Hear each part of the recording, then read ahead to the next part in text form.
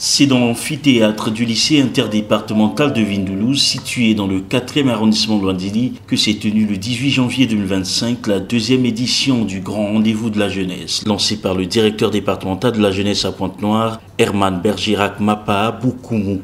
Conscientiser et sensibiliser les jeunes apprenants de ce lycée, tel est l'objet de l'initiative du Forum national de l'étudiant visionnaire que préside Farney Dorey Kanda. Des débats interactifs entre panélistes et participants ont meublé cette rencontre juvénile autour des thématiques axées sur l'orientation post-baccalauréat, l'entrepreneuriat, le leadership, l'insertion professionnelle et l'incivisme en milieu scolaire. La question d'incivisme en milieu scolaire est une question de tous.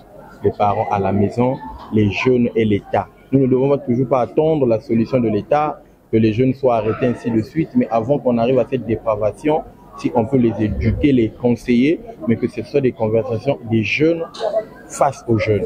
C'est dans ce sens que nous avons fait un appel à ces jeunes aux questions de civisme, pour que tous, à tous les niveaux, contribuons à éradiquer l'incivisme au milieu scolaire. Conscientiser les jeunes, le mal que tu fais à ton prochain, le mal que tu fais à ton ami jeune, à quoi ça sert? Les montrer comment sortir de ça et comment ceux qui ne sont pas encore dans ça ne doivent pas rentrer dans ça. C'est l'objectif de ces grands rendez-vous que nous comptons généraliser. Nous allons faire une tournée dans tous les lycées de Pointe-Noire et après Pointe-Noire, nous irons dans les autres départements. C'est cela, ou bien c'est ce qui sera notre contribution à l'appel que le chef de l'État nous a fait d'apporter ce qu'on va apporter à notre petit niveau, c'est cette contribution que nous pensons apporter au sein de la jeunesse congolaise. Exactement. Ça, c'est encore un très grand problème que nous connaissons dans nos universités, parce que après le bac, parfois le jeune ne sait pas qu'est-ce qu'il va faire, où il va étudier.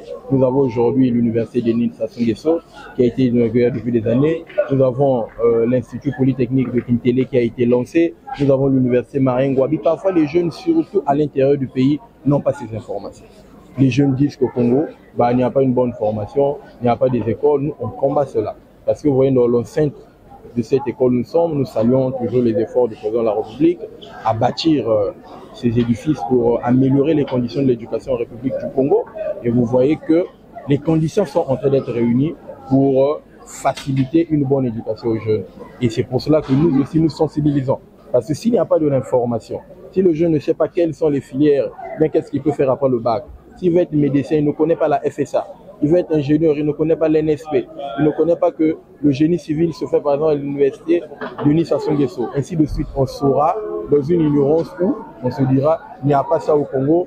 On s'efforcera, parfois même qu'on n'a pas de possibilité d'aller forcément vers l'étranger, alors que parfois la solution elle est là. Donc nous, c'est ce devoir de divulguer, de rendre public, d'informer les jeunes sur les réalisations du président de la République dans le secteur de l'éducation, les écoles qui sont en train d'être construites, les conditions qui sont en train d'être réaménagées. Et nous attendons aussi fermement l'avancée des travaux de l'université de Luango, parce que les jeunes se posent cette question, mais nous, à Pointe-Noire, nous vulgarisons toutes ces informations, parce que parfois les initiatives sont prises, mais la population n'est pas informée. C'est alors ce devoir que nous nous sommes faits d'aller vers ces jeunes pour les faire connaître toutes ces réalisations. Longuement édifiés sur ces différentes thématiques abordées au cours de cette rencontre juvénile, les participants ont salué l'initiative prise à leur profit. La question de l'incivisme, moi personnellement, j'ai retenu que l'incivisme, c'est quoi d'abord? C'est le fait de causer du tort, non seulement à nous-mêmes, mais aussi à ceux-là qui nous entourent. Voilà. Et aussi, cet incivisme est dû à plusieurs causes. Donc, nous devrions d'abord prendre conscience afin d'y remédier. Cet incivisme-là affecte toutes les générations, tout autour de nous. Ça nous affecte, nous, en tant que personnes, en tant qu'humains, en tant qu'étudiants, sur notre avenir, sur notre manière de voir les choses, mais aussi sur le développement de notre pays. Parce que si nous continuons à nous battre, à nous engueuler dans toutes ces manœuvres-là, je ne vois pas quelle sera l'unité que nous pourrons fournir pour arriver quelque part dans le futur. Pour l'orientation post-bac, c'est une bonne chose de savoir ce qu'on veut après le bac. Parce que pour nombreux élèves, j'ai eu à poser ces questions personnellement à nombreux élèves. Qu'est-ce que tu veux faire après le bac? Nombreux m'ont dit je veux être influenceuse, je veux ceci, je veux ceci. C'est bien ces choses-là. Mais le problème avec nous les jeunes Congolais, avec nous les jeunes étudiants de Pointe-Noire, le problème c'est que nous n'avons pas la volonté de concrétiser ces choses-là. Quand on dit que je veux être ceci, on n'a pas cette volonté-là.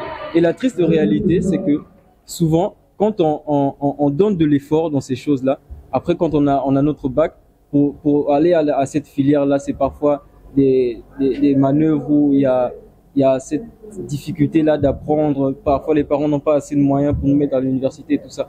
Donc, il y a tellement ces problèmes-là. Mais pour moi, après l'orientation post-bac, je me dis que c'est mieux d'avoir un plan B, ce qui serait l'entrepreneuriat. Parce que l'entrepreneuriat serait pour nous une source de relèvement économique pour le pays. Parce que si on n'a pas la possibilité de trouver des emplois, c'est à nous de créer des emplois. Pour faire le choix de la bonne filière, il nous faut d'abord prendre conscience de nos compétences, de nos qualités. Mais de nos jours, on se rend compte que nous qui sommes les jeunes, on fait le choix par enthousiasme. Voilà, par suivisme, on essaie de suivre les autres. Or, c'est pas bien. Pour faire le choix de la bonne filière, il nous faut d'abord prendre conscience des qualités que nous avons, des compétences que nous avons, afin que nous n'ayons pas du mal dans le choix que nous allons faire. Pour votre gouverne, le FONATEV entend poursuivre cette série de sensibilisation et de conscientisation dans les autres lycées de la ville océane.